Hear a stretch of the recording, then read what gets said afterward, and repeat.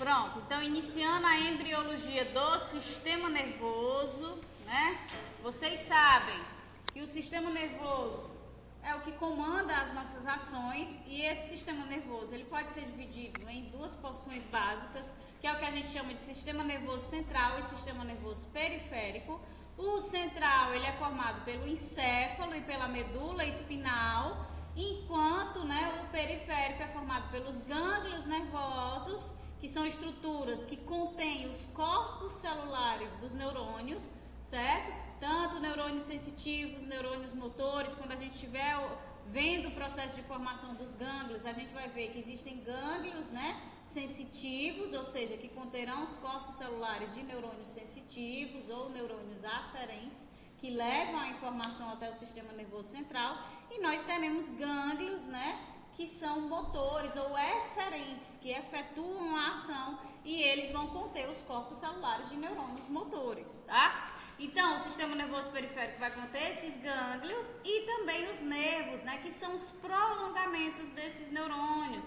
Então, tem os prolongamentos dos axônios que partem desses corpos celulares, certo? Axônios, só esse.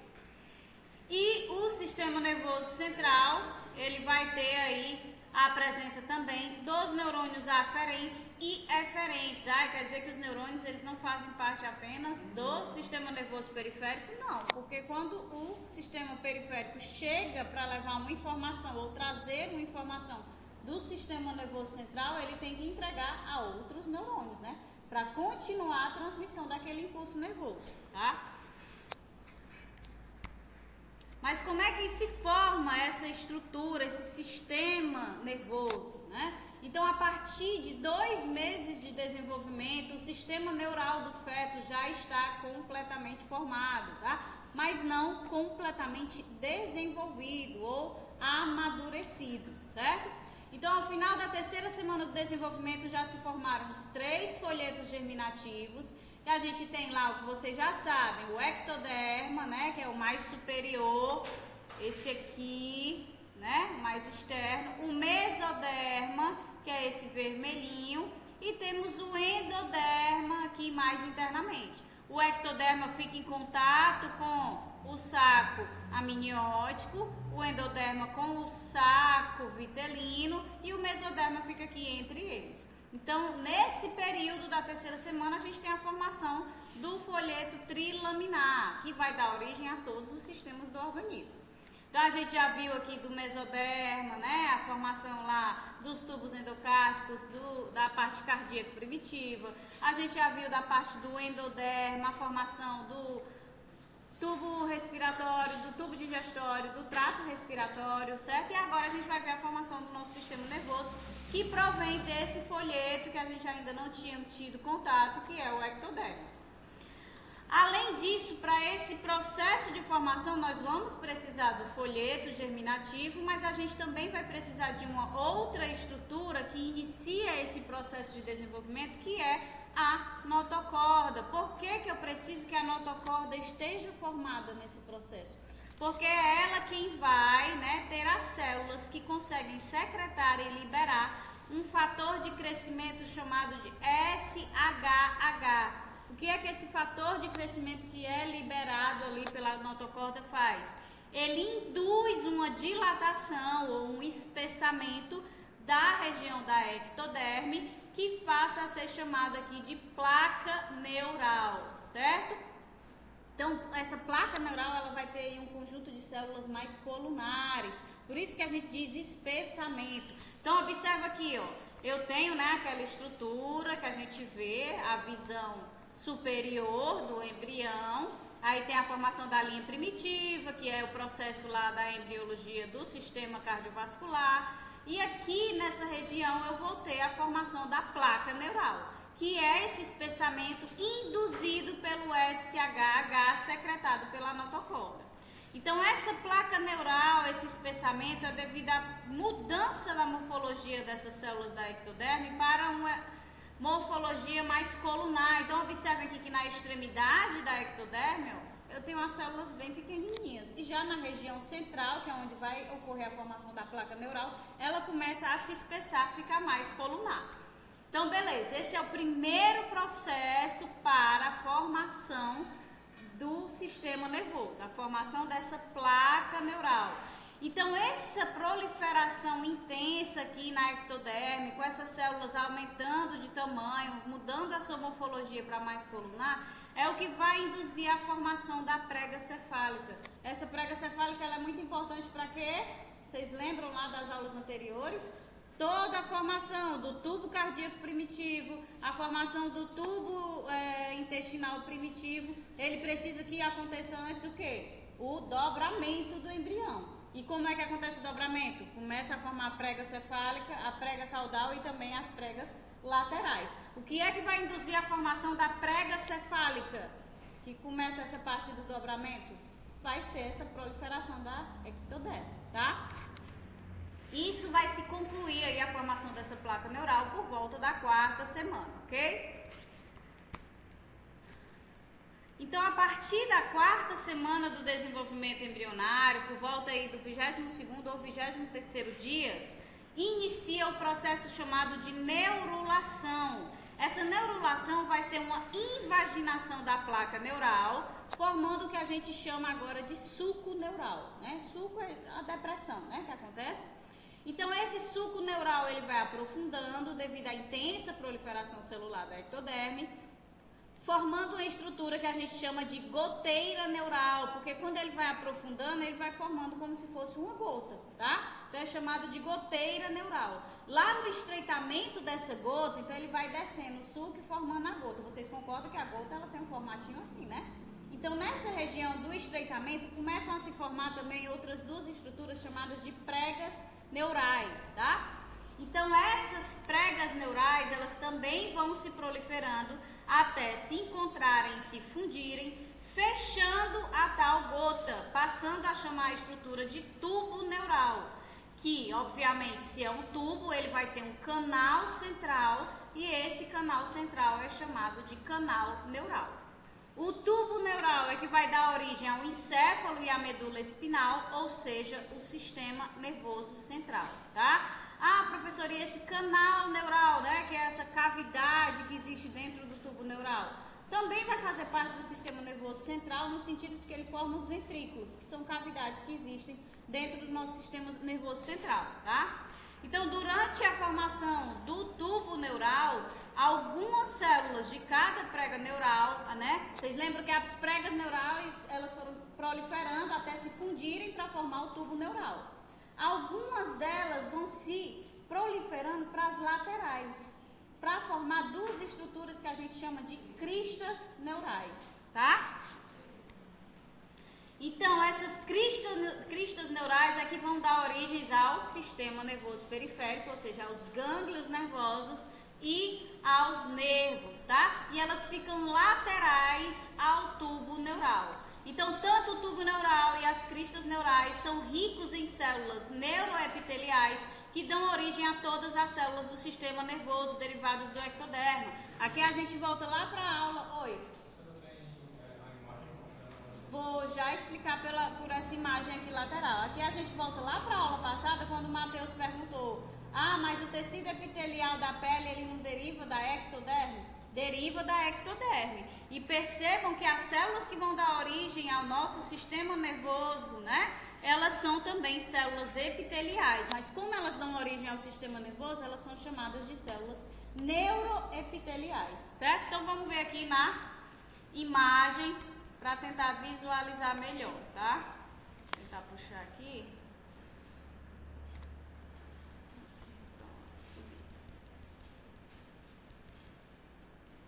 Ó, minha gente.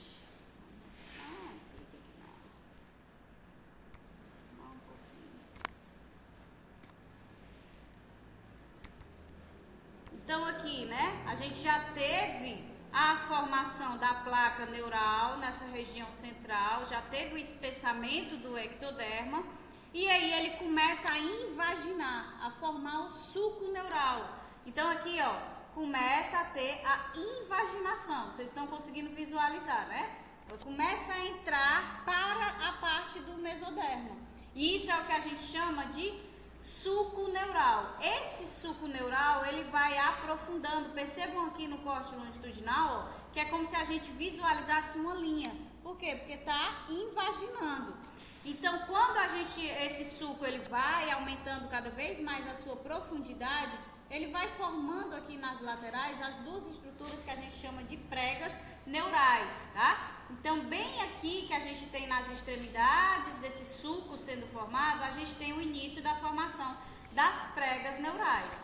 Então, o suco vai invaginando, invaginando e vai formar a estrutura que a gente chama de goteira neural, que forma como se fosse uma gota, certo?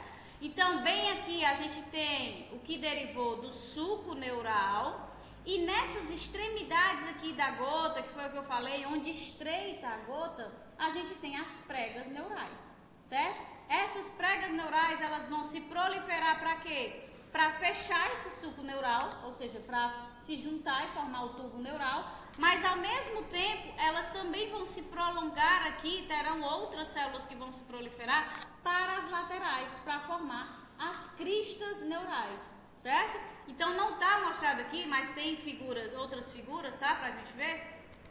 Então bem aqui tem células que estão vindo aqui para o centro da goteira e tem outras células que estão como se estivessem crescendo aqui para trás, certo? Esse tecido aqui ele vai ficar acima, dando origem às células epiteliais que vão formar a pele. E abaixo dele vão ficar as células que se prolongaram para as laterais, formando as cristas neurais. E logo abaixo a gente vai ter o tubo neural. Então deixa eu mostrar aqui para vocês nessa imagem que vai ficar mais fácil de visualizar. Então deixa eu voltar para a porcentagem que eu tinha visto, que dá certo para ver tudo. Pronto. Então observe, a gente tem ali, né, o início da formação da placa neural. Então ocorre o espessamento. Esse espessamento ele induz o dobramento cefálico do embrião. Ao mesmo tempo, essas células da ectoderme continuam a se proliferar, só que elas começam a se proliferar agora em direção à mesoderme, formando o que a gente chamou de suco neural, que é essa invaginação. Então, bem aqui a gente tem o suco neural sendo formado e nas extremidades dele começam também a ser formadas estruturas chamadas de pregas neurais, tá? Então, o suco ele continua a invaginar, formando a goteira neural que a gente viu anteriormente. E aí as pregas neurais que estão lá na parte estreita dessa gota, elas vão se proliferar tanto para fechar a gota, quanto aqui para as laterais para formar as cristas neurais. Então, quando elas se proliferam para fechar a gota nessa região, elas conseguem fechar o suco neural, formando o que agora nós chamamos de tubo neural. E começam também a se proliferar para as laterais, que é o que está aqui, ó, para formar as estruturas das cristas neurais. O que eu quero que vocês percebam é que são estruturas, regiões separadas. Tá? A gente tem o tubo neural aqui e tem as cristas neurais formadas aqui que depois elas se separam. Então tem uma crista neural para cada lado. Tem a crista neural direita e a crista neural esquerda, tá? Porque tem essas setinhas aqui que estão dificultando visualizar cada bolinha de crista neural acima. E a ectoderme, ela continua a se proliferar para se fechar acima dessa estrutura. E essa partezinha aqui da ectoderme superior vai dar origem, né, à pele. Então, nós temos o tubo neural e temos aqui a crista neural e a outra crista neural, certo? Tanto a direita como a esquerda. Então, temos as estruturas que vão dar origem ao sistema nervoso central.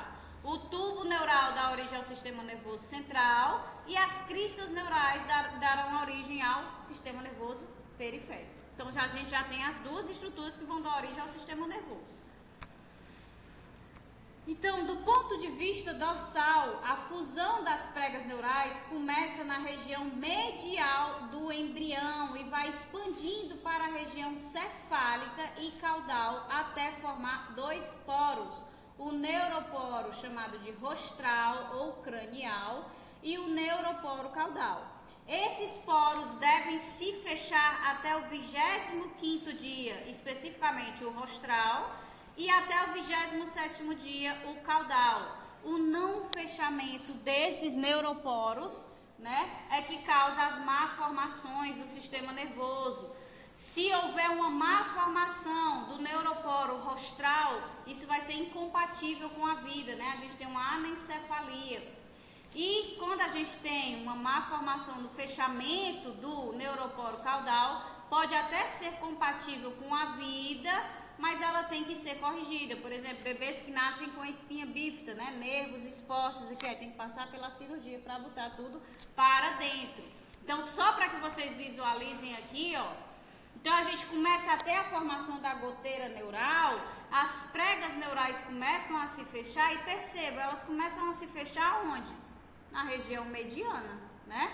Então, ela começa a se fechar na região mediana e vai se proliferando, né? Para que as outras partes das pregas neurais vão se fundindo, até que a gente tenha no final a formação de dois poros, ó. O poro rostral ou cranial, que é o superior, mas nessa fase fetal ainda não tem como a gente definir o que é superior e inferior, né? Porque ele ainda está longitudinal. E aqui a gente tem o neuroporo caudal, certo? Então, com esse prolongamento dessas pregas, quando elas vão se fundindo do meio para as extremidades, ela vai formar esses dois neuroporos. E depois que esses neuroporos são formados, eles precisam ser fechados, tá? Se não fechar, por exemplo, o neuroporo aqui, rostral, essa parte superior, é o que vai dar origem ao encéfalo, tá? Então, se ele não se fechar, não tem como a criança ter o encéfalo, então a anencefalia é incompatível com a vida. Já o caudal, ele já vai dar origem às outras estruturas, então é possível na medula espinal, ele vai dar origem à medula espinal. Então, se ele não se fechar, pode ter algum problema, mas ainda pode ser compatível com a vida. Oi? Eu não entendi muito bem o que seria essa imagem aí de cima, né? Essas imagens de cima, essas 5 imagens. Essas aqui? Pronto, isso aqui é o embrião. Lembra que no início o embrião ele é linear? Tem ali o epiblasto e o hipoblasto. É superior, é como se fosse a visão superior, certo? Aí ele começa aqui nessa fase a ter o quê? O processo do dobramento, né? O dobramento cefálico, o caudal e os laterais que vão induzir a formação do tubo digestório, a fusão dos tubos endocárdicos, né? Lembra aquela figura lá da embriologia do sistema cardíaco que tinha aqui o tubo endocárdico, um de cada lado? Porque nessa fase o embrião ele ainda é linear, né? Ele ainda é plano. Quando ele começa a ter o dobramento, é que ele parte para essa fasezinha aqui, para essa morfologia mais fetal.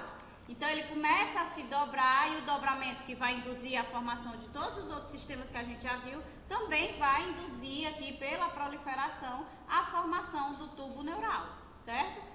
Então ele começa a se dobrar pelo dobramento lateral, dobramento céfalo-caudal, que acontece em todos os outros processos. Então, com o dobramento lateral, induzido pela proliferação do ectoderma, porque se ele está crescendo muito mais do que o mesoderma e o endoderma, ele começa a forçar um dobramento, né? Então ele vai forçando esse embrião se dobrar. Então começa o dobramento e aí vai ter uma hora que essas regiões que estão em dobramento, né, que elas seriam essa aqui, ó, essa aqui seria essa região e essa aqui seria essa região. Virou de frente para começar o dobramento, tá? Então, melhor dizendo, né, essa aqui seria essa e essa aqui seria essa. Começaram a se dobrar para se fundir. Essa fusão ela vai iniciar da região medial e ela vai aí seguindo para as extremidades. Até que vai chegar um ponto em que vai ficar dois poros, o neuroporo cranial ou rostral e o caudal. E se é para formar esses neuroporos, então eles não precisam ser fechados. Posteriormente, quando eles efetuarem a função deles, eles serão fechados, tá? O não fechamento deles é que causa as malformações. Deu para visualizar? Então, vários estudos, né, nesse sentido já indicam que é necessário uma substância chamada de ácido fólico para o fechamento desses neuroporos, ou seja, é essencial para o desenvolvimento neural correto do feto que a pessoa faça, né, o uso do ácido fólico Antes da fecundação, então quando a gente vai na médica e diz que está planejando engravidar, ela já diz inicie o ácido fólico, que já é um processo preventivo. E depois do processo que a fecundação acontece, que a pessoa engravida, ela também deve manter essa suplementação de ácido fólico até os 3 meses de gestação, até as 12 semanas. No entanto, a gente já tem vários estudos que comprovam também o quê? Que níveis elevados de ácido fólico nas fases tardias... Engasguei. Nas fases tardias da gestação estão relacionados à ocorrência do autismo, né? Então, tem que se usar o ácido fólico, mas é antes da fecundação e até as 12 semanas de gestação.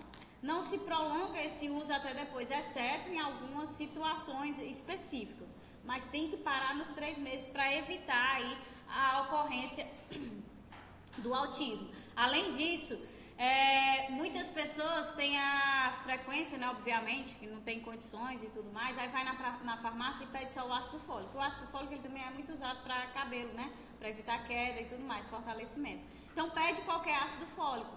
Normalmente o ácido fólico barato, vendido na farmácia, ele vem com 5 miligramas.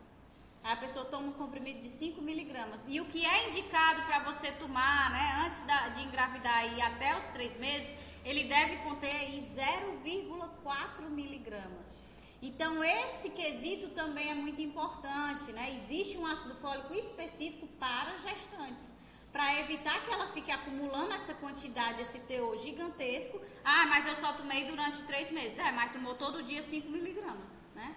Então acumulou dentro do organismo, então tem essa probabilidade de ter o autismo. Então você tem que utilizar o ácido fólico correto para a gestação, que é o de 0,4, tá?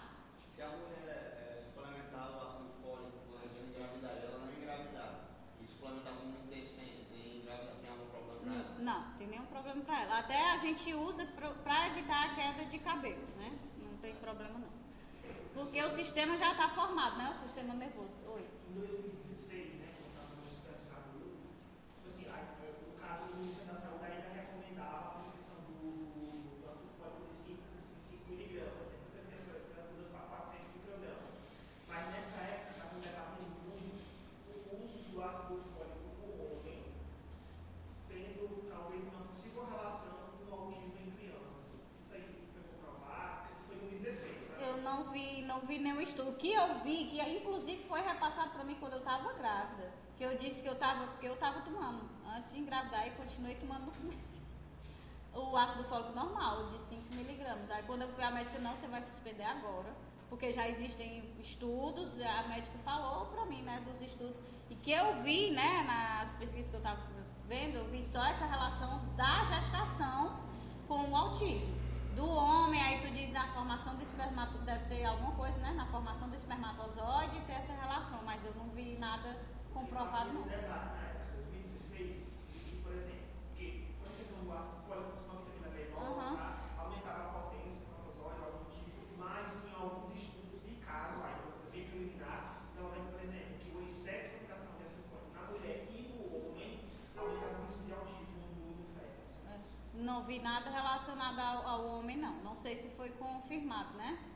Porque é difícil o ácido fólico ele ser passado para só se for realmente uma concentração muito elevada, né? Consegue repassar para a formação dos espermatozoides.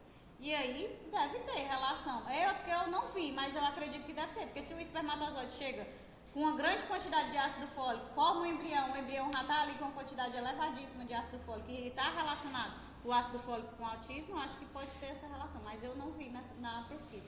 Mas, no caso da mulher, isso aí já tem estudos mais Tem. É porque, eu lembro que a administração antigamente era 5 miligramas, aí para 400 microgramas. Exato. De 5 miligramas foi para 0,4, é uma diferença gigantesca, né?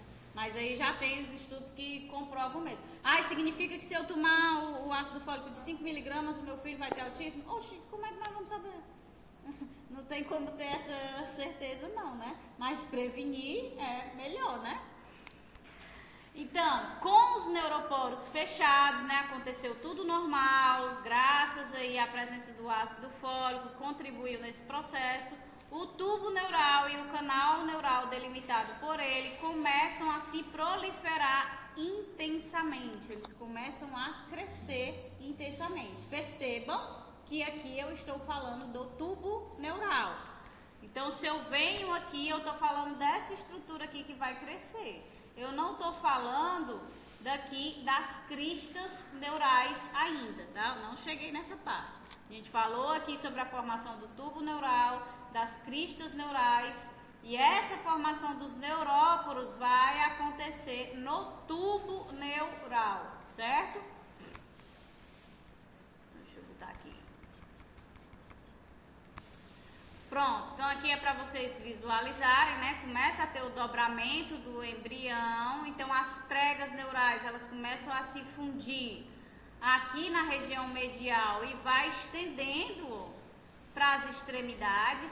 Essas bolinhas aqui que vocês visualizam lateralmente são estruturas chamadas de somitos, que vão juntamente, né, com o mesoderma dar origem às vértebras. Então percebam que está tudo aqui, ó, correlacionado. Por quê? Porque a nossa medula espinal, ela não tem que ser protegida pelo nosso canal vertebral.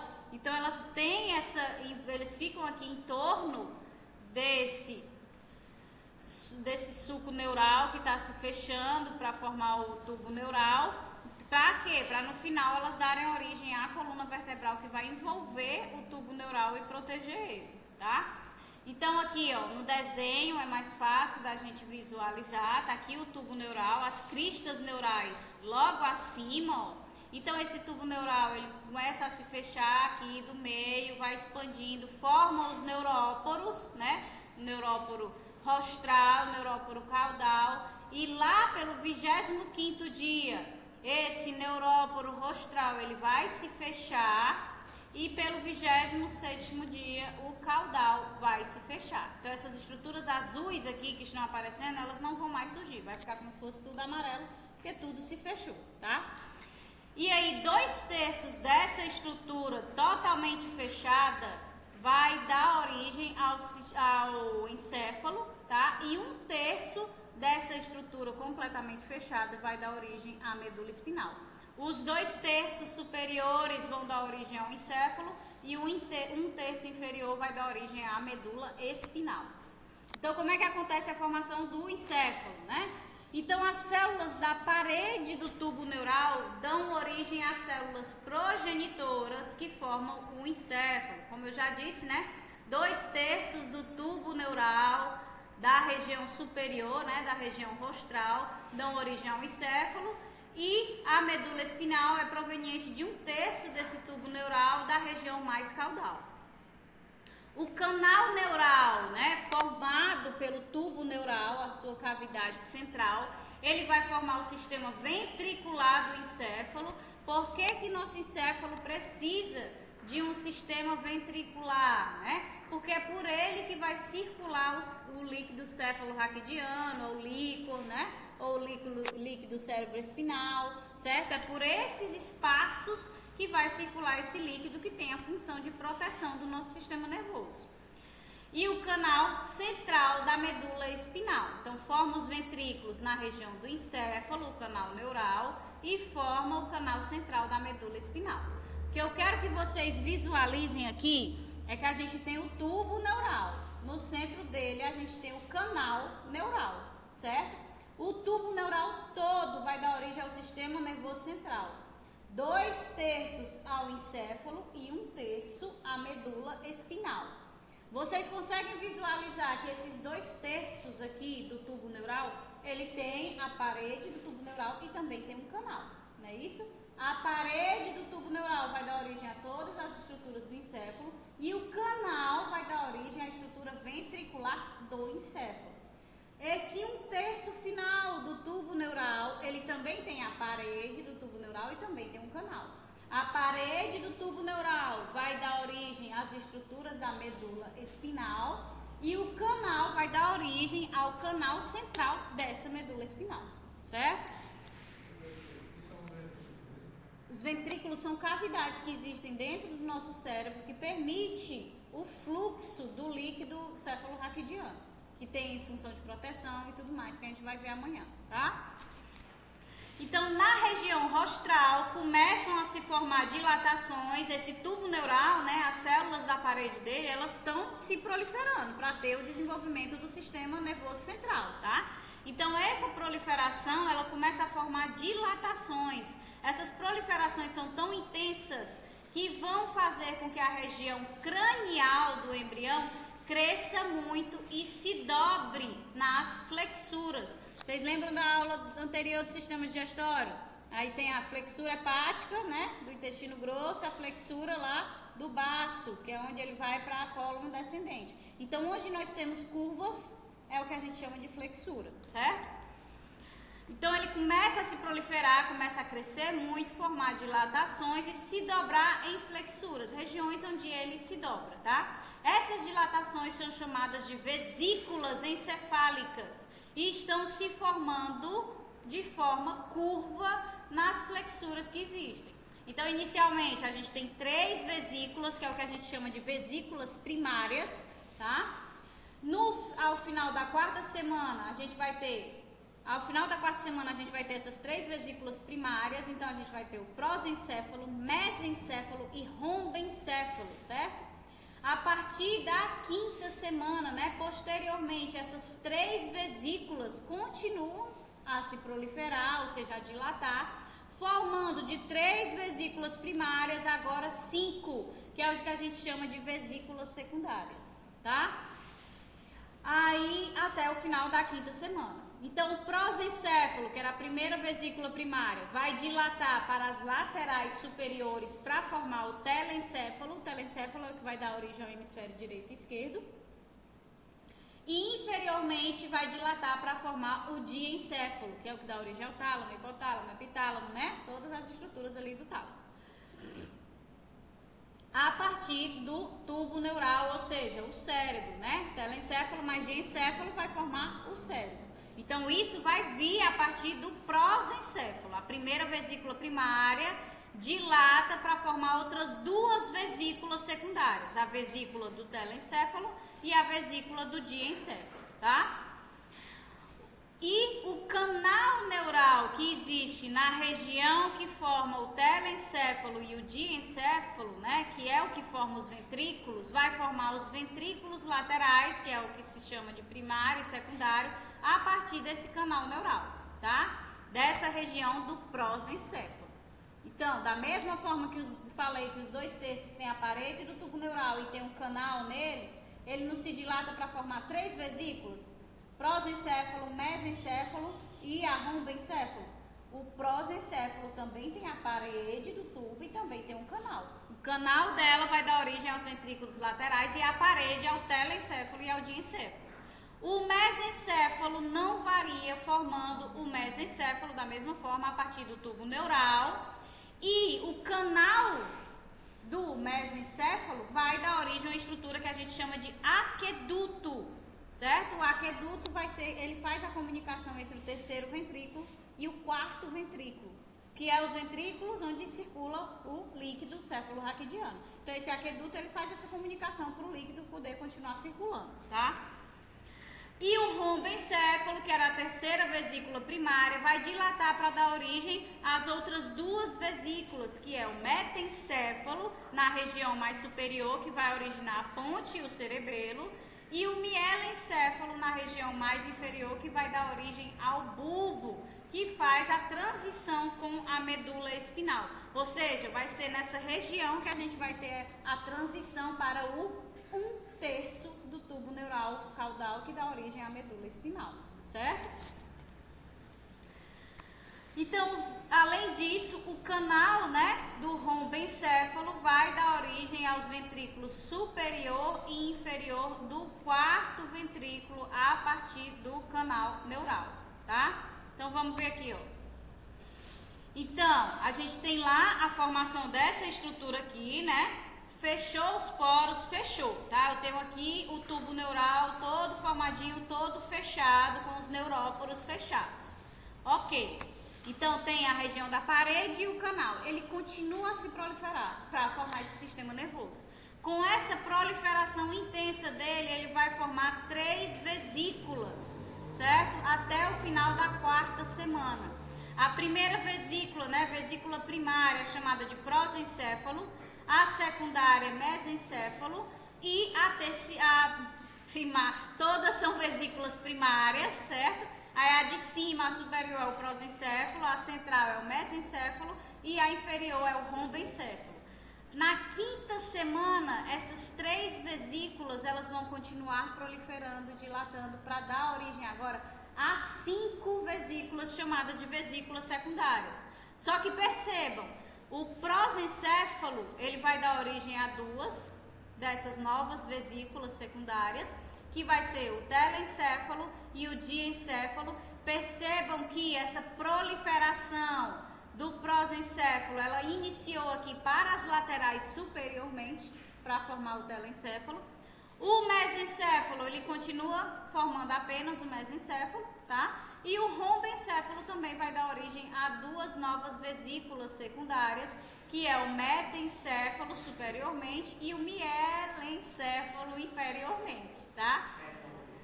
Então percebam aqui, né, na lateral, quando a gente vê o embriãozinho, aqui vocês conseguem visualizar melhor isso que a gente está vendo aqui, que é isso daqui, né, é o embrião. Então vejam aqui ele de lado, né, esse corte lateral, que ele está só dobrado, é o embrião, tá? Então isso vai acontecendo aqui dobrado, ó, nessas flexuras, prosencéfalo, mesencéfalo e rombencéfalo. A senhora estava falando de parte de um terço na parte para formar. 2/3 para o encéfalo e 1/3 para a medula. Certo. No caso desse um terço, seria essa parte do tubo neural ainda? Seria essa parte o quê? Do tubo neural amarelo? É, tubo neural. 1/3 do tubo neural amarelo aqui é o que vai dar origem à medula espinal. É justamente essa porçãozinha aqui. Isso. Então aqui, ó, já tem aqui inclusive, ó, a formação, ó. Esse amarelinho, esse 1/3 do tubo neural vai dar origem à medula espinal, certo? Então aqui é ele dobrado, ó. Aqui é a partezinha amarela da medula espinal, que está sendo formada ao mesmo tempo, tá? Não é separadamente, é só a gente que está vendo os processos de formações separados. Então, formou as 3 vesículas até o final da 4ª semana. Na 5ª semana, a gente tem o começo da formação das 5 vesículas. Então, o prosencéfalo vai dar origem aqui ao telencéfalo e ao diencéfalo. O mesencéfalo permanece como mesencéfalo. E o rombencéfalo vai dar origem ao metencéfalo e ao mielencéfalo, certo? Eles vão continuar a se proliferar, de forma que o quê? O telencéfalo é o que mais se prolifera, né? Que a gente visualiza aqui.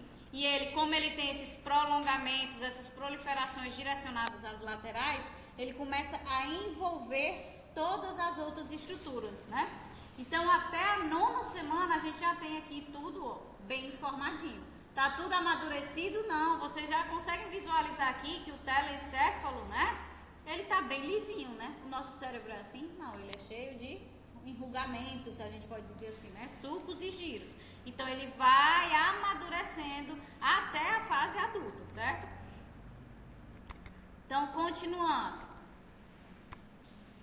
Então, a partir da 9ª semana tem início o período fetal, né? Antes disso a gente chama de período embrionário. Com todas as estruturas do encéfalo formado, então a gente já tem o telencéfalo, o diencéfalo, o mesencéfalo, a ponte, o cerebelo e o bulbo formados, tá? No entanto, essas estruturas ainda irão passar por modificações. A principal delas é o enrugamento cerebral, que nada mais é que a formação dos giros e sulcos cerebrais, que vai desde o período fetal até o período pós-natal. Isso acontece porque os neurônios, as células da glia vão continuar a se proliferar e se desenvolver, o que aumenta a área desse telencéfalo, fazendo com que ele se dobre, ficando cheio de sulcos e giros. Vocês concordam que o bebezinho nasce com a cabeça desse tamanho, né? O perímetro cefálico ali de 33, a média. A gente vai crescendo, nossa cabeça vai crescendo também, né? Então ele... Pois é, o cérebro cresce mais ainda. Então, no espaço pequeno, está crescendo muito, proliferando muito, ele vai se dobrando, porque não tem o espaço suficiente para a proliferação que ele vai sofrendo. Então, tá aqui, ó. Na 9ª semana já está todo formado, né? Aqui é nos meses, certo? 5 meses, 6 meses, 7 meses, 8 meses. Quando ele nasce, ó, com 9 meses, ele já está com bastante sulcos e giros. Sulcos são essas linhas, né? Que são as partes que entram. A gente viu o sulco neural, é a partezinha que aprofunda. Então, esses sulcos são as partes que entram e os giros são as proeminências, tá? Então, ao longo da vida, depois que nasce, continua esse processo, porque o cérebro continua a crescer e se desenvolver até chegar na fase adulta, onde ele não cresce mais, ok?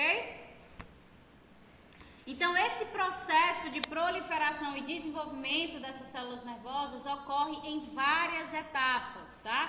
Que vão desde a gestação até a fase adulta, esse processo de crescimento e de formação desses sulcos e giros.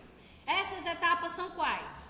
Proliferação neuronal, migração neuronal, diferenciação neuronal, sinaptogênese ou formação de sinapses, mielinização desses neurônios e, por fim, a eliminação programada de neurônios e sinapses, que é o que a gente também pode chamar de poda sináptica, certo? Então, a proliferação neuronal é o quê? Ela vai acontecer após a formação do tubo neural, paralelamente à formação das vesículas, tá? Então, ao mesmo tempo que está acontecendo a proliferação das células neuroepiteliais para fazer o crescimento ali do encéfalo, também está tendo a proliferação de outras células neuroepiteliais para dar origem aos neurônios que vão formar aquela estrutura, certo? Então, é nada mais, nada menos do que multiplicação das células, as células se dividindo para dar origem a novas células e permitir esse crescimento, tá? O que é a segunda etapa da migração neuronal? À medida que há proliferação, né, esses neurônios eles vão migrando de regiões. Então, nós temos algumas regiões chamadas, né, nesse processo de migração, nas camadas das células da parede do tubo neural.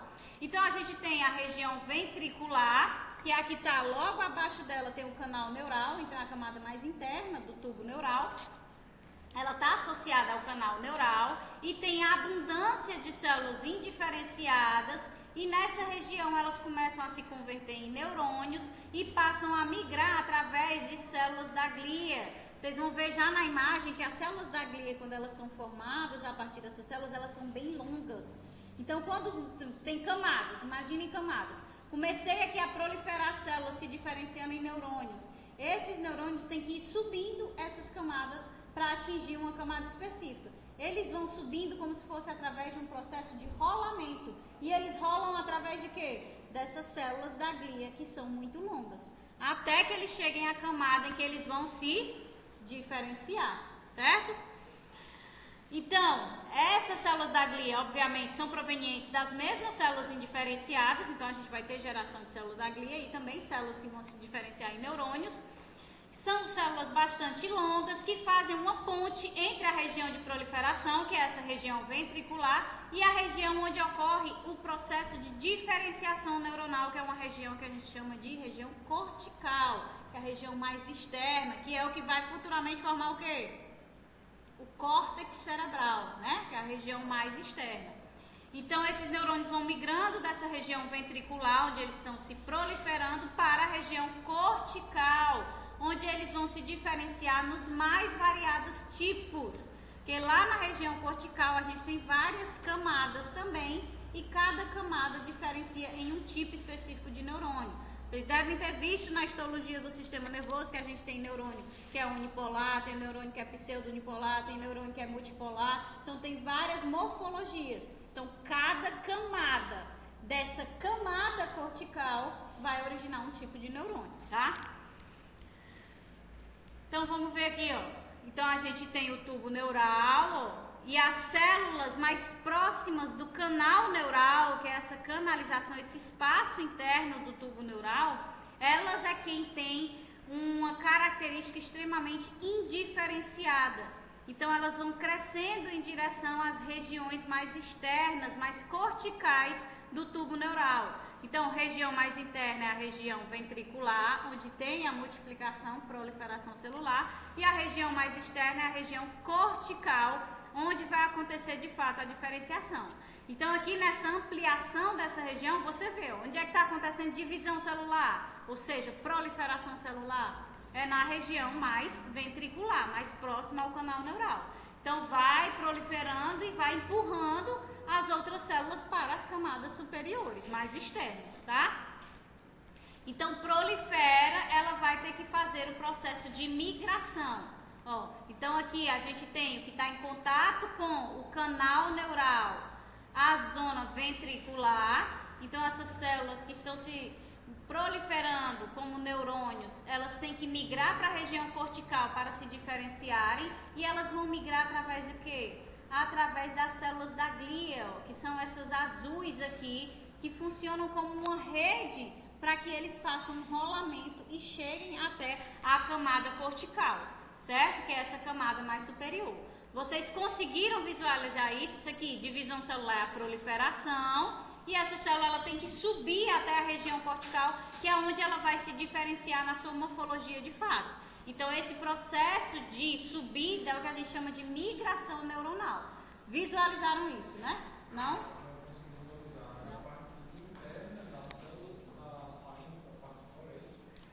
Para a parte mais externa do tubo neural. Aqui é a região ventricular. Onde a gente tem o processo de diferenciação acontecendo é aqui na parte mais externa, mais cortical do tubo neural, certo? Então ela tem que sair daqui, onde ela está se multiplicando, e ir para a região cortical. Então, além do processo de proliferação, ele empurrar essas células, elas ainda precisam tentar chegar lá. E como é que elas vão chegar lá? Elas vão rolando pelas células da glia, saindo aqui da região ventricular e vão rolando, rolando, rolando até chegar aqui na região cortical. Nessa região cortical, como a gente vai ver aqui, vai acontecer a diferenciação, certo? Então, na região cortical ocorre a diferenciação neuronal, que faz com que ele adquira a forma de neurônio, ou seja, vai ter o corpo celular recoberto ali com os dendritos, que vão se ramificar em torno dele, vai ter o axônio e as terminações dos axônios, certo? Nesse sentido, cada córtex tem regiões corticais para variadas funções e possui diferentes camadas. Vocês estão vendo aqui, ó. Isso aqui é toda a camada, é um córtex, certo? Só que a gente tem a camada 1, a camada 2, a camada 3, a camada 4, 5, 6, certo? Então chegou na região cortical, aí ele continua a migração. Se ele permanecer aqui, ele vai dar origem a esse tipo de neurônio. Se ele vier para a quinta camada, ele vai dar origem a esse tipo de neurônio. Se ele vier para a quarta camada, vai dar origem a esse tipo de neurônio. Se vier para a terceira camada, esse, a segunda camada, esse, a primeira camada, esse tipo de neurônio, certo? Isso acontece através do processo de sinalização, né? Expressão gênica. É a mais externa, mais externa. Vai subindo da sexta para a primeira camada. E é importante que vocês saibam que essa imagem aqui, ela não é padrão para todas as regiões. Então, existe a região cortical auditiva, que ela tem as camadas dela que vão dar origem a neurônios específicos em cada camada. Eu tenho a camada cortical visual, que vai ter outros tipos de neurônios sendo formados. Então, cada camada de cada córtex vai dar origem a um tipo de neurônio, ok? Oi? É um neurônio só, que é multipolar, porque ele tem várias ramificações dos dendritos e os axônios também tem várias ramificações. Certo? Então possui diferentes camadas, de acordo com a camada do córtex para onde esse neurônio migra, a gente tem uma morfologia diferente, né? Morfologias e características bioquímicas diferentes. Então, cada camada vai dar origem a um neurônio com uma função diferente. Então, camadas diferentes possuem tipos de neurônios diferentes. É isso que confere a funcionalidade tão específica de cada região, sub-região. Eu tenho uma região do córtex que é responsável pelas memórias. Eu tenho uma região do córtex que é responsável pelas emoções. Eu tenho uma região do córtex que é responsável pelo sentido auditivo, o sentido visual. Então, essas diferenças que fazem o nosso cérebro ter toda a capacidade que ele possui, certo? Depois que a gente tem a diferenciação, ou seja, a formação desses mais variados tipos de neurônios, esses neurônios eles precisam começar a fazer sinapses, né? Então, esse processo de formação das sinapses é o que a gente chama de sinaptogênese, tá? Então, na sinaptogênese vai acontecer a conexão entre esses neurônios que se formaram, né? Então, a gente teve vários neurônios se formando aqui, nessa camada cortical. Então, eu preciso que os axônios desse neurônio cheguem nesse aqui. Os axônios desse cheguem nesse aqui. O desse, ó, aqui já tá tudo, né, se conectando. Então, eu preciso que os axônios cheguem próximos à região do neurônio pós-sináptico. Então, tem o neurônio pré-sináptico e tem o neurônio pós-sináptico. Eles se desenvolveram, se formaram, mas agora eles precisam começar a se ramificar para encontrar a região sináptica, certo? Então, eles começam a se prolongar, que é o processo de sinaptogênese, para formar as sinapses interneuronais.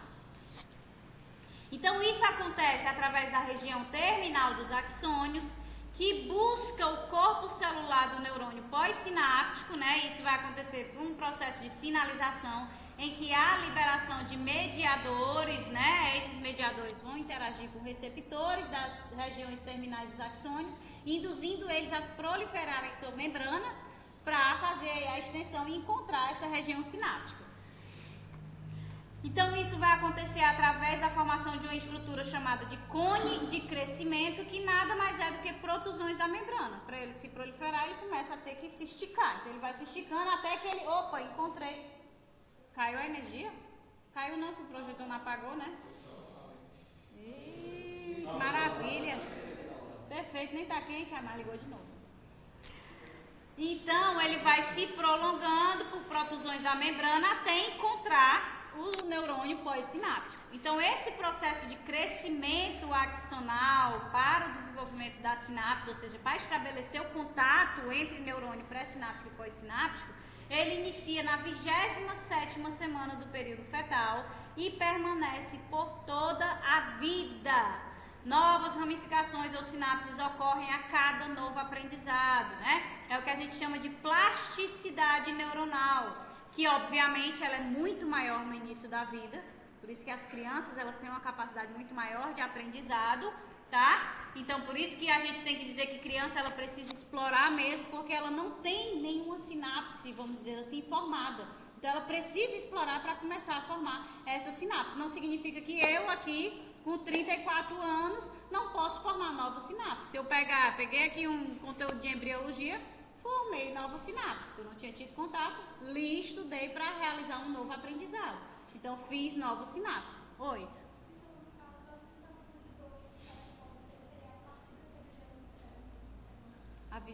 Assim, não necessariamente todas as conexões vão iniciar somente a partir da 27ª semana.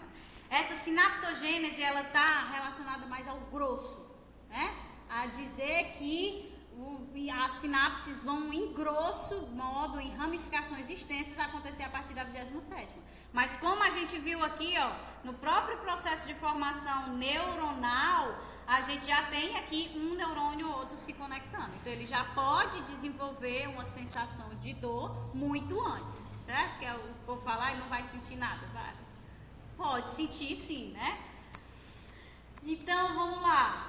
Continuando, né? Então, primeiro, isso vai acontecer na região do córtex sensorial e motor, para desenvolver o instinto de defesa do bebê. Então, por que o bebê sabe quando a gente bota ele no peito que ele começa a fazer o movimento de sucção? Porque ele já teve o desenvolvimento dessas sinapses de instinto de sobrevivência, por isso que eu estou te falando que já existe, né? Muito antes desenvolvido nessas regiões. Depois é que ele começa a ter mais formação de sinapses no córtex associativo, que é o que ele vai aprendendo. Então, quando ele começa a enxergar melhor, a conseguir pegar, segurar as coisas, ele vai aumentando essas sinapses. Então, ele vai começando a fazer mais coisas voltadas ao aprendizado do que apenas ao instinto de sobrevivência, tá? Depois desse processo de sinaptogênese, da formação dessas sinapses, a gente vai ter a gente vai ter um processo, né, que é chamado de poda sináptica, que ainda não é lá da etapa de eliminação dos neurônios e das sinapses, está relacionado, mas eu queria só comentar isso aqui antes para vocês entenderem a importância do processo de exploração de uma criança, de deixar, que obviamente não vai deixar a criança tacar o dedo na tomada, mas o resto você vai deixar ela pegar para ela ir aprendendo no processo, certo? Então a gente tem uma eliminação programada de neurônios e também de sinapses, e na sinapse a gente chama de poda sináptica, que começa a acontecer por volta dos 34, 36 meses. Eu coloquei aqui autismo entre parênteses, que às vezes o diagnóstico do autismo ele só vai ser feito lá com os 3 anos de idade, porque a mãe diz, antes ele falava mamãe, falava, ele andava, e aí agora ele começou a ter essas características do autismo. Por quê? Porque aconteceu a poda sináptica, e aí quando houve essa poda ele perdeu habilidades que ele já havia desenvolvido. Ele não segura mais, ele já segurava, não segura mais, porque na poda sináptica foi quebrada as sinapses que haviam sido feitas, e aí ajudou a desenvolver o autismo. Então, mas tem um máximo de eliminação ocorrendo aí entre os 8 anos de idade e a idade adulta. A gente já tem o início dessa poda por volta dos 3 anos de idade, mas vai acontecer mesmo grosso ali a partir dos 8 anos de idade até a vida adulta, certo? À medida que a gente vai juntando informações, né? Eu estou aprendendo aqui várias coisas, entrei no curso de medicina, não dava aula dessas coisas, estou começando a estudar isso aqui. Eu vou me lembrar lá do ensino médio, o que é não que eu não saiba agora, né? Porque também isso é fácil demais, mas eu vou me lembrar o que é um onívoro, um herbívoro, uma coisa.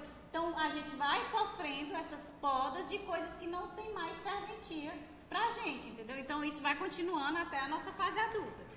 Então isso acontece porque do nascimento até os 8 anos de idade se aprende muitas coisas novas, né? Então, consequentemente, vários neurônios e vários axônios migram para a mesma região-alvo, gerando inúmeras sinapses e neurônios que nunca foram nem utilizados. Porque aprende, aí não, forma neurônio, forma sinapse aí, porque ele está aprendendo uma coisa nova. Só que nem sempre eu preciso de 10 neurônios que um neurônio já resolve. Então, essa poda, ela vai eliminar neurônios que nunca foram utilizados, eles nunca sofreram um processo de impulso nervoso, nunca variaram o potencial elétrico ali na região do axônio. Então, vai haver essa poda, sinapses que nunca liberaram neurotransmissores, nunca fizeram nenhum processo sináptico, e aí elas são eliminadas para diminuir as ramificações sinápticas, certo? Então, tudo isso vai induzir esse processo de poda sináptica. Então, também tem, né, o fator de defeitos, regiões, se nunca houve, não só porque tem excesso, mas também, não está funcionando, esse neurônio ele tem um defeito na sua morfologia, então ele precisa ser eliminado. Então, tudo isso faz parte dessa poda sináptica, que acarreta o quê? Num refinamento funcional, e evita também um processo de superestimulação, tá? Então, oi. Eu acho que seja uma poda exagerada. Isso. Exatamente. Não poda exagerada. Não é isso não é poda exagerada não. Por exemplo, eu tenho aqui 10 sinapses para aprender a falar papai e mamá. Aí a poda sináptica erroneamente rompe essas sinapses. Entendeu? Aí ele já tinha aprendido e ele não faz mais. Não porque foi em excesso, é porque ele quebrou, ele desfez sinapses que eram antes importantes, que não eram para ter sido desfeitas, entendeu? Ou ele destruiu neurônios que não eram defeituosos, ou que não estavam em desuso, que eram neurônios ativos. Foi um erro da poda sináptica, entendeu? O que seria essa poda sináptica?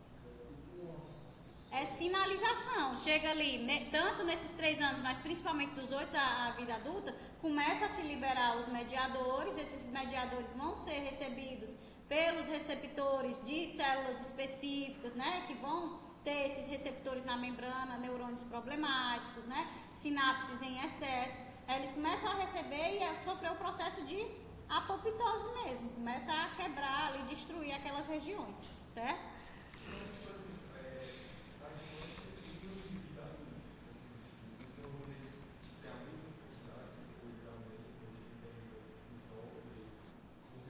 Não, neurônios normalmente eles só vão se proliferar aí até a primeira infância, né? A gente sabe que as células do sistema nervoso, elas não vão se repor, óbvio. Professora, nunca? Não, às vezes tem uma célula ou outra que consegue sofrer o processo de mitose, mas é extremamente raro. Músculo também tem isso, só que o sistema nervoso você coloca aí uma raridade maior ainda, tipo de 1 em 1 milhão, não sei se é essa proporção. Mas pode haver uma proliferação, mas é uma quantidade mínima, que não é capaz, por exemplo, se eu tenho uma lesão cerebral, e o meu corpo ele quer repor ali o local que foi lesionado. Ele consegue proliferar um pouquinho daqueles neurônios para repor aquela região lesionada. Ele consegue reparar. Ok, consegue fazer isso. Em algumas pessoas, essa reparação pode acontecer completamente e em outras não pode. E aí ela perde a função que era feita por aquela região, tá entendendo? Então isso varia de indivíduo para indivíduo. Pode ser que um consiga ter essa proliferação neuronal quando tem alguma lesão, algum erro na região do sistema nervoso, e outras pessoas não consigam ter essa proliferação, porque em via de regra, as células do sistema nervoso, elas não têm renovação, entendeu? Elas, depois que elas são sintetizadas, elas não têm mais proliferação quando atinge determinada idade. As sinapses não. Sinapses a gente faz até a gente ficar velhinho, enquanto a gente estiver nos estimulando, aprendendo coisas novas, a gente vai aí tendo esses prolongamentos, essas novas sinapses acontecendo, certo? Então tem as sinapses ali dos neurônios de aprendizado. Estou aprendendo uma coisa nova, eu vou criando novas sinapses. Agora eu estou aprendendo outra língua, agora eu estou aprendendo a dançar. Então vai criando essas novas sinapses, tá? Então, cadê aqui? Pronto, então um recém-nascido, olha aqui como é que tá os neurônios dele, né? Ele já tem algumas regiões que estão se conectando, que estão fazendo sinapses, tem algumas ramificações. Por quê? Porque ele nasce com aquelas sinapses, principalmente do córtex motor, para o instinto de sobrevivência, né? Como é que ele sabe que ele tem que chorar para pedir alguma coisa? Instinto de sobrevivência, certo? Então ele nasce assim, à medida que ele vai crescendo e vivenciando várias aprendizagens, olha como é que fica, né? O sistema nervoso, as sinapses dessa criança aos 6 anos de idade, e lá pelos 14 anos acontece a poda sináptica e a gente tem essa redução. Tem aqui um neurônio com diversas ramificações, diversas terminações de axônios, e aí é podada essas terminações, né? Bom dia. Termina aqui esses prolongamentos em excesso, porque só um é suficiente já para eu ter a minha resposta. Eu não preciso de milhares de sinapses para fazer a mesma coisa, tá? Então aqui a gente tem, né, um neurônio com várias ramificações, e aí a gente tem a sinalização dos mediadores que vai fazer com que alguns neurônios ou algumas ramificações sinápticas elas sejam eliminadas no processo de poda sináptica, tá? Vai ser eliminada só por entrar em contato com esses mediadores? Se ela tiver o receptor, desencadeia a morte celular programada daquela região, tá? Então, por exemplo, aqui, quando é um axônio, né? Então vai se formar, né, uma fenda aqui separando, para quê? Para que não desencadeie a morte do neurônio por completo. Eu quero eliminar só essa sinapse aqui. Então vai desencadear, dependendo do mediador, dependendo do receptor, a eliminação somente dessa região, somente dessa sinapsezinha aqui, dessa terminação axonal. Não vai eliminar o neurônio todo. Mas se for aqui recebido o receptor no corpo celular, aí já desencadeia a morte celular do neurônio, tá? Então, depois disso, né, depois que a gente tem ali o processo de sinaptogênese, de formação das sinapses, tá? Eu falei da poda sináptica só para a gente contextualizar um pouquinho. A gente vai ter o processo de mielinização acontecendo, que é a última fase de formação do cérebro. Então, o axônio do neurônio, ele passa a informação, né, ele quem realiza a sinapse, através de um potencial de ação elétrica. Esse potencial de ação elétrica ele pode passar continuamente de forma lenta pelo axônio, ou ele pode passar de forma saltatória, que é uma forma mais rápida, e essas regiões saltadas são as regiões que contêm a chamada bainha de mielina. Essa bainha de mielina é como se fosse um isolante elétrico. Então, por isso que o potencial elétrico ele vai saltando, porque tem ali o isolante. Então, ele pula de um ponto para outro à medida que as cargas vão mudando, tá? As sinapses, portanto, né, as sinapses mais rápidas, elas acontecem em neurônios mielinizados e a maior parte dos nossos neurônios são assim, tá?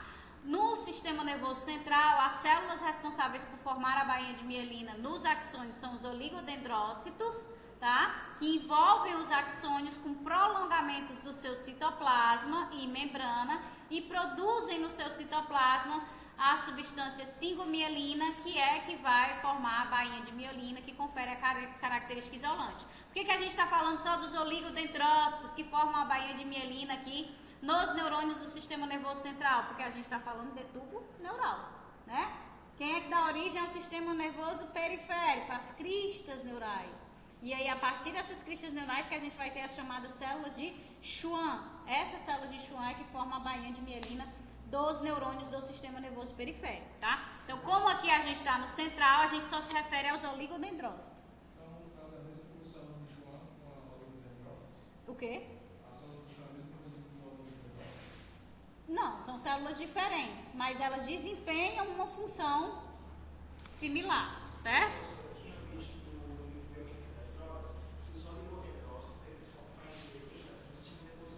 Isso.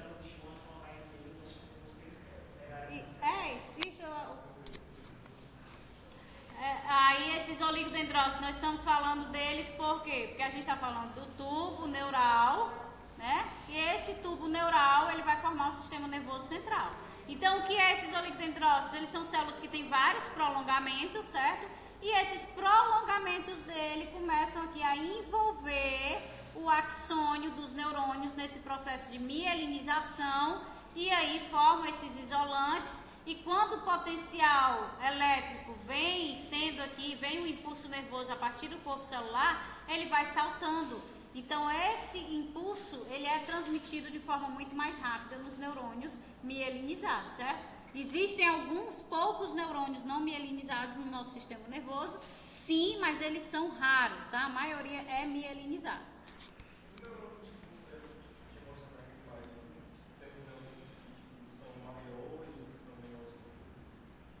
Sim.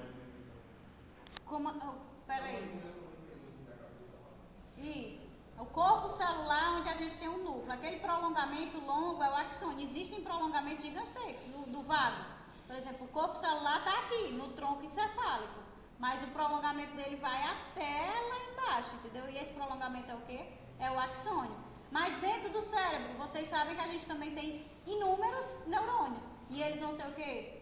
Bem menores, tá entendendo? Então tem variações de tamanho desses prolongamentos de axônios acontecendo, tá? Então, a partir, né, aí desse processo aqui é porque eu botei a última etapa, né, depois que acontece a mielinização, a última etapa que vai acontecer é a eliminação programada de neurônios e sinapses, certo? Que foi o que eu falei lá da poda sináptica, eu falei anteriormente, tá? Mas é a última etapa que acontece. Por quê? Porque ela acontece na fase adulta já, ok?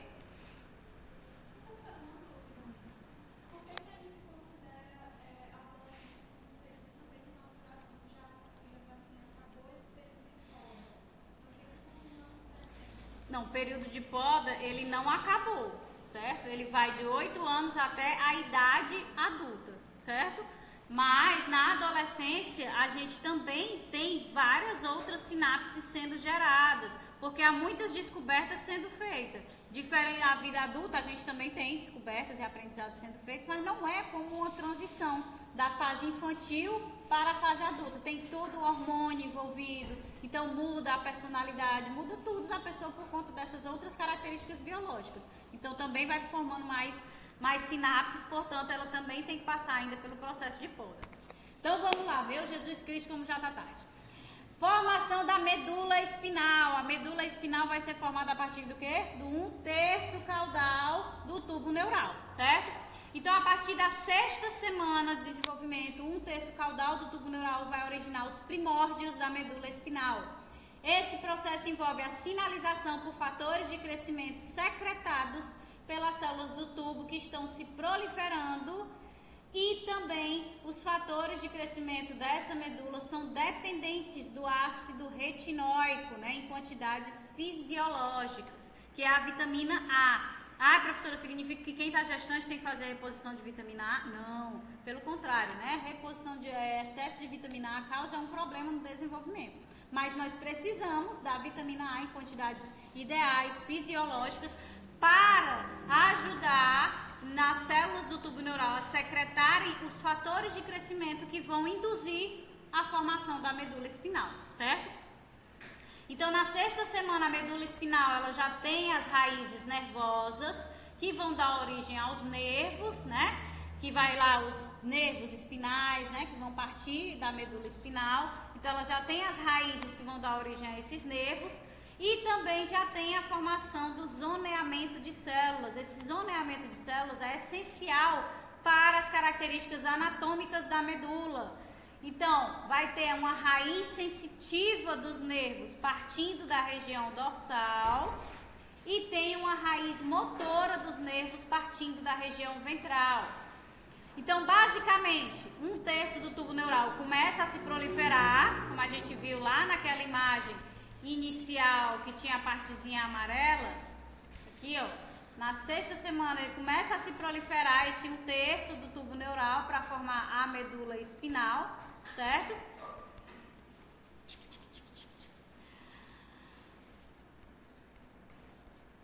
E aí, a gente vai ter a formação de 4 placas celulares nessa proliferação, e onde nós temos 2 placas de células ventrais, que são chamadas de placas basais, que são placas celulares mais densas. Por quê? Porque elas vão ser ricas em neuroblastos motores, elas vão abrigar os corpos celulares dos neurônios motores. Tá? E nós temos outras 2 placas, que são as placas dorsais, que são chamadas de placas alares, que vão ser menos densas e já vão ser ricas no quê? Nas raízes dos nervos sensitivos. Então, elas vão abrigar só o quê? Os axônios dos nervos sensitivos. Os corpos celulares, que é o que dão a densidade, está fora da medula espinal, certo?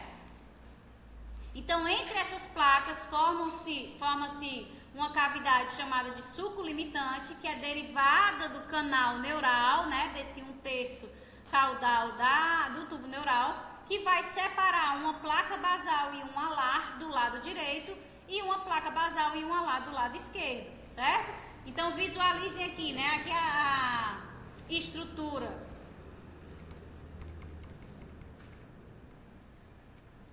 inicial, certo? Começa a ter a proliferação lá do 1/3 do tubo neural, 1/3 caudal, e aí a gente começa a ter a formação das raízes nervosas, ó, essas partezinhas, e um espessamento, né, uma proliferação celular que forma aqui 4 placas, tá?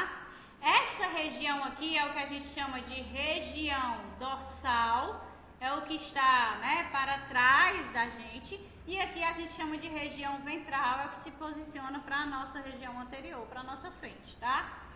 Essa região mais clarinha é o que é menos denso, então são as placas alares, é o que recebe os axônios dos nervos sensitivos, tá? E essa região mais densa, mais escura, ó, azul escuro, é a região que vai ter aí uma abundância de neuroblastos motores que vão dar origem aos neurônios motores, mas aqui dentro a gente vai ter os corpos celulares desses neurônios motores, por isso que ela é mais densa, ela é mais escura. Aqui é mais claro porque só recebe os axônios, e aqui é mais escuro porque tem os corpos celulares.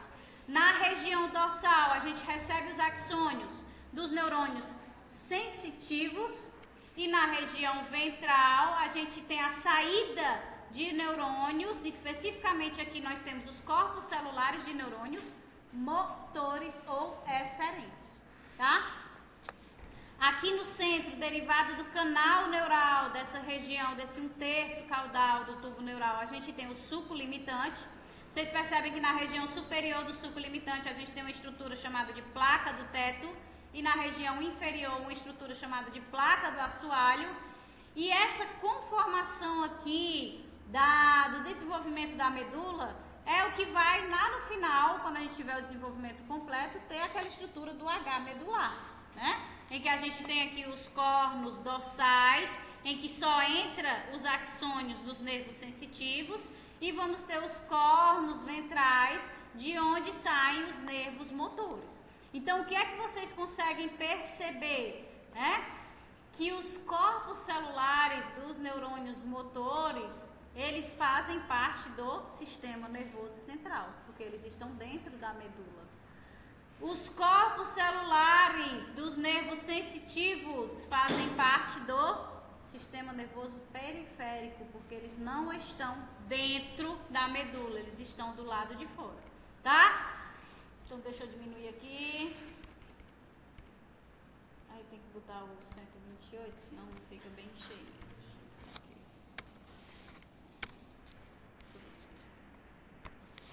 Então, a partir da 9ª semana, quando tem início o período fetal, os neurônios sensitivos e motores já se formaram a partir das cristas neurais e do tubo neural. Por que eu digo a partir das cristas neurais e do tubo neural? Porque nós temos os neurônios, que estão externos à medula espinal.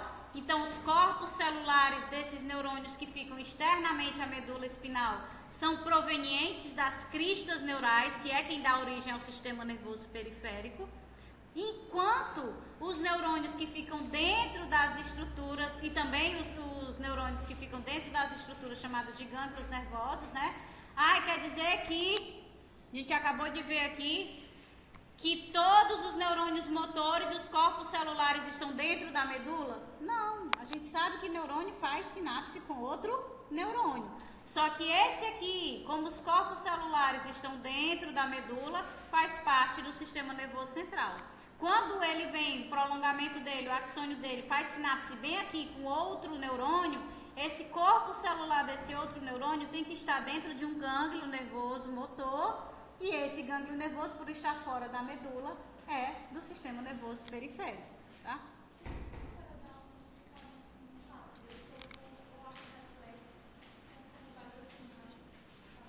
O arco reflexo, pronto, aqui na outra imagem vai ficar melhor da gente visualizar. Deixa eu só terminar a medula espinal, que nessa daqui, ó, que já está a medula pronta, fica mais fácil da gente visualizar. Então, os cornos ventrais vão conter, os cornos ventrais da medula espinal vão conter os corpos celulares de neurônios motores que tiveram origem no tubo neural, certo? Então, ele faz parte do sistema nervoso central, porque ele vai ter origem aí dentro da medula, os seus corpos celulares. Além disso, além de ter os corpos celulares ali nos cornos ventrais, anteriores da medula espinal, obviamente a gente também vai ter os axônios de outros neurônios motores que estão chegando do encéfalo, e estão fazendo contato com esse corpo celular desse neurônio motor que está na medula espinal. Porque vocês concordam que pode chegar uma informação pelo neurônio sensitivo, não conseguir ser resolvido pela medula espinal. Porque a medula espinal ela tem memória, ela tem as informações que ela guarda, mas são mais memórias no sentido de instinto de sobrevivência. Por isso que ela é responsável pelo arco reflexo, tá? Quando a gente precisa pensar, processar a informação, planejar para efetuar uma ação, tem que encaminhar até o cérebro, até o sistema nervoso central, tá? Então, do sistema nervoso central vai sair um neurônio motor, aí esse neurônio motor vai o axônio dele fazer contato lá, sinapse, com o corpo celular do corpo ventral que está lá na medula espinal, certo? Então, a gente tem nos cornos ventrais a presença dos corpos celulares dos neurônios motores que saem para a parte periférica do corpo, além dos axônios que chegam ali do encéfalo na medula espinal, certo? Enquanto os cornos dorsais vão conter os axônios dos neurônios sensitivos que chegam, da extremidade do corpo, se eles têm os corpos celulares fora da medula espinal, significa que eles tiveram origem nas cristas neurais. Isso significa que lá nos cornos dorsais eu vou ter só os axônios?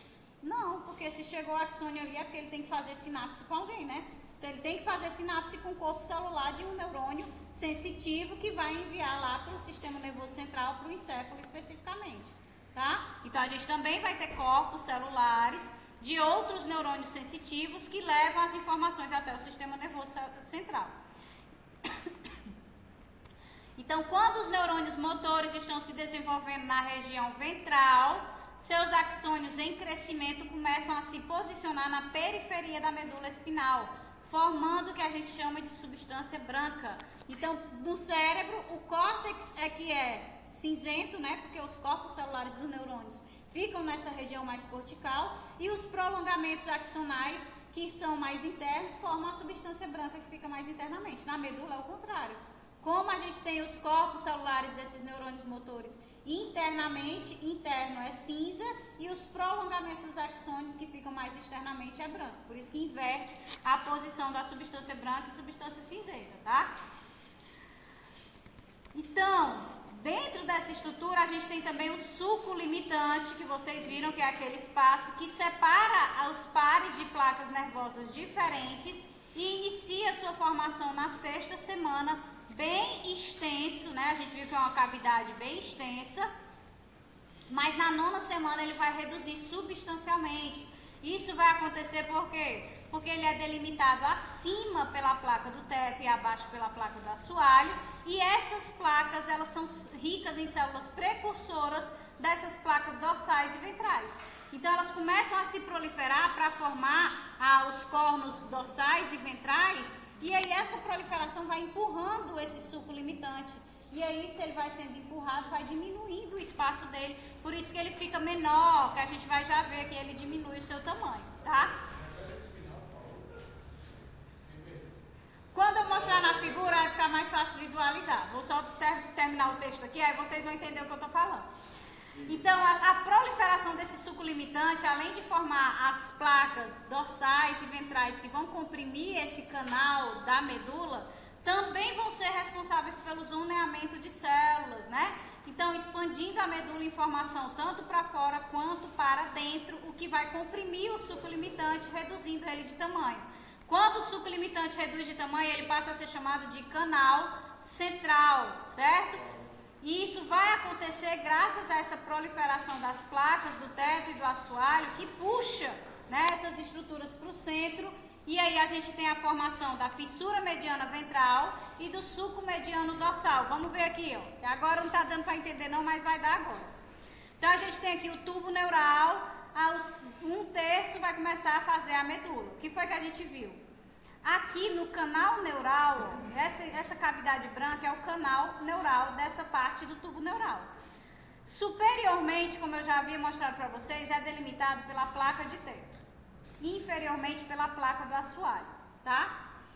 Essas regiões são ricas em células precursoras aqui da medula espinal. Então começa a ter uma proliferação celular nessas duas regiões, tá? E essa proliferação celular é o que vai dar origem às placas dorsais e às placas ventrais, tá? Então, se eu tenho aqui células proliferando lateralmente a essa estrutura, o que é que vai acontecer? O que é que vai acabar acontecendo? Elas estão proliferando, elas vão comprimindo esse suco limitante, que aqui inicialmente ele é bem grande, né? Ele tem uma cavidade bem grande, e com a proliferação das células que vão comprimindo essa estrutura, ele passa a ser bem pequenininho. Deu para visualizar agora? Pela compressão da proliferação dessas células. Deu para visualizar, só que tipo assim, tá muito pequeno, ele não vai formar uma medula espinhal, vai formar a parte do encéfalo, como é que vai formar? Tá muito... Não, como assim encéfalo? Calma. Essa parte aí não é do neural ainda? Isso, 1/3 inferior. É só 1/3. É 1/3 inferior, aqui é só o da medula. Não tem participação com 2/3 do encéfalo, não. Aqui é só para formar a medula, entendeu? Então ele fica bem pequenininho porque aqui é a medula. A medula, se a gente vê uma medula de verdade, ela tem aqui, se tiver a finura desse meu dedo mindinho, tem muito, certo? Porque essa é uma menção de cima. Isso, é um corte transversal, exatamente. Então, com a proliferação dessas células da placa do teto e da placa do assoalho, a gente vai ter a formação, né, dos cornos dorsais e dos cornos ventrais. E essa proliferação celular comprime o suco limitante, formando agora o canal central. Ao mesmo tempo em que a gente forma o canal central agora bem menor, como ela começou a proliferar, ela vai começar a formar como se fosse uma invaginação, tanto na placa do teto como na placa do assoalho. e aí vai formar duas estruturas que fazem parte da anatomia da medula espinhal, que é o sulco mediano posterior, que fica aqui na região dorsal da medula, e a fissura mediana anterior, que fica na região anterior da medula, na região ventral, certo? Então aqui, o que eu quero que vocês visualizem, que quando a gente tem a formação dessa medula, nos cornos dorsais ou posteriores, a gente tem chegando aqui na raiz nervosa os axônios dos neurônios sensitivos. Só chegam os axônios, certo? Se eles vão fazer comunicação com o corpo celular de um neurônio sensitivo do sistema nervoso central é outra história, tá? E aqui na parte dos cornos ventrais, a gente tem a presença dos corpos celulares de neurônios motores, em que tem os seus prolongamentos de axônios saindo pela raiz nervosa motora. Então a medula em si é formada pelo quê? Pela substância cinzenta, que é essa aqui formada pelos cornos ventrais e dorsais, pela substância branca, que vai ser o quê? Onde ficam os prolongamentos desses neurônios que estão aqui dentro, tá? Vai ter o sulco mediano posterior, vai ter a fissura mediana anterior, vai ter o canal central, que é por onde irá circular. No nosso encéfalo, a gente não precisa ter a presença dos ventrículos para que haja a circulação do líquido céfalo-raquidiano. Aqui na medula, a gente também tem circulação do líquido céfalo-raquidiano e ele circula por esse canal central, tá? E as últimas estruturas que compõem a medula espinhal são as raízes nervosas. A gente tem a raiz nervosa sensitiva, que recebe os axônios dos neurônios sensitivos, que ficam aqui, ó, no gânglio espinal, que faz parte do sistema nervoso periférico, tá? Isso aqui. Então a medula ela só vem até aqui, ó, até essa raiz nervosa, tá? Bem aqui, cortou, já começa a ser sistema nervoso periférico. Então, além da raiz nervosa sensitiva, que recebe os axônios dos neurônios sensitivos, também ainda faz parte da medula aqui a raiz nervosa motora, tá? Que são esses axônios, esses prolongamentos axonais que partem da região ventral. Prolongou aqui para se comunicar com outro neurônio motor para formar um gânglio motor, já não é mais sistema nervoso central, medula espinal, já é o sistema nervoso periférico. Então vamos lá.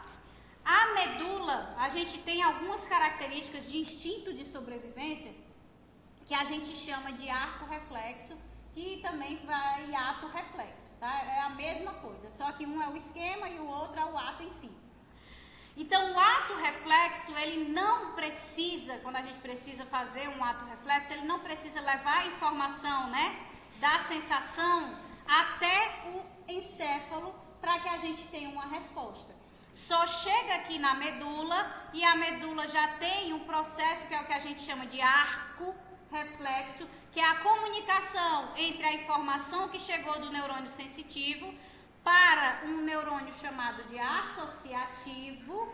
Esse neurônio associativo repassa a informação dentro da medula diretamente para o neurônio motor. Então a gente não tem a subida até o encéfalo em si, certo? Oi.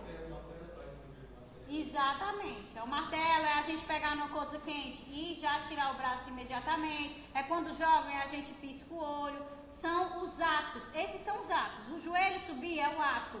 Eu tirar a mão é o ato de contração muscular. Eu piscar o olho é o ato da contração em si. O arco é como essa informação é feita para que o ato reflexo seja realizado. Então, chegou aqui que eu estou pegando numa superfície quente ou que eu pisei numa região pontuda, chega a informação sensitiva. Passa para o neurônio associativo direto dentro da medula, passa do neurônio associativo para o neurônio motor e eu já efetuo a ação diretamente. Eu não preciso enviar até o encéfalo para que ele planeje a ação que eu vou realizar. Ah, professora, significa que quando eu vou dar uma aula, quando eu vou escrever alguma coisa, eu não preciso, eu levo muito tempo para fazer isso. Não, a gente sabe que também é rápido, né? A informação, eu preciso escrever uma redação, eu vou lá para o meu encéfalo, processo, planejo para poder efetuar. Não significa que isso também não seja rápido, mas o ato reflexo, ele é imensamente mais rápido, tá entendendo? É como se fosse uma resposta imediata, tá? Ok? Você utiliza esse mecanismo também, por exemplo, você está dirigindo um carro, você nem está pensando em fazer, mas você está fazendo automático. No caso é como se fosse o arco reflexo também. É porque a gente tem a capacidade de treinar o arco reflexo. Por exemplo, a contração cardíaca, né, a respiratória, também é caracterizada como um ato reflexo, só que parte lá do bulbo, né, não é da medula, só que a gente não consegue controlar, tá entendendo? Então a gente não controla. Então a gente não tem como dizer, para de bater agora e já volta para eu só fazer um negócio aqui. Já, se eu quero botar minha mão numa coisa quente, eu quero testar quanto tempo eu aguento, eu consigo ir treinando. Se alguém jogar uma coisa no meu olho e eu quiser, eu não vou fechar, eu consigo ir treinando. Então, há coisas que a partir do treinamento você consegue ir prolongando esses períodos do arco reflexo, né? Que é a resposta que vai ser efetuada, tá? Então, tem como ser treinado. Outra dúvida, em relação à transmissão da informação. Se não tiver reflexo do cérebro, ele ocorre por meio desse canal central ou... Não, o canal central é só para a circulação do líquido céfalo-raquidiano. Chegou a informação aqui no corno dorsal através do axônio do neurônio sensitivo. Esse axônio ele tem que fazer uma sinapse com quem? Com outro neurônio sensitivo. Então ele faz sinapse com o corpo celular de um neurônio sensitivo que pertence ao quê? Ao sistema nervoso central. Aí esse neurônio sensitivo leva lá para o encéfalo, lá no encéfalo processa a informação e manda o sinal agora para quem? Por quem? Por um neurônio motor, né? Eferente. E esse neurônio dá essa parte aí a parte anterior, no núcleo anterior? Aqui, se for sensitivo, a informação chega na região dorsal, posterior, certo? Quando o cérebro já processou e mandou a ação, a informação vai chegar na região ventral ou anterior, certo? Para que a gente efetue. Aí tem vários neurônios dentro dessas... Vários neurônios, por exemplo, a medula, ela é um tubo, tá? A raiz do sensitivo chegou aqui, lá dentro, pronto, chegou aqui embaixo, fica melhor.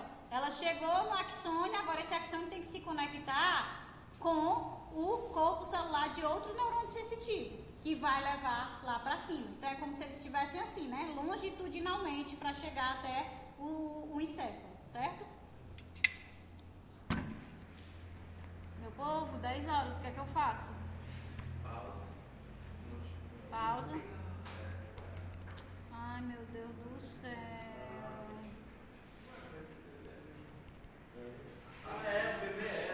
Não tem, não? Aí você não sabe por que esqueceu de mandando eu pausar aqui. Eu termino.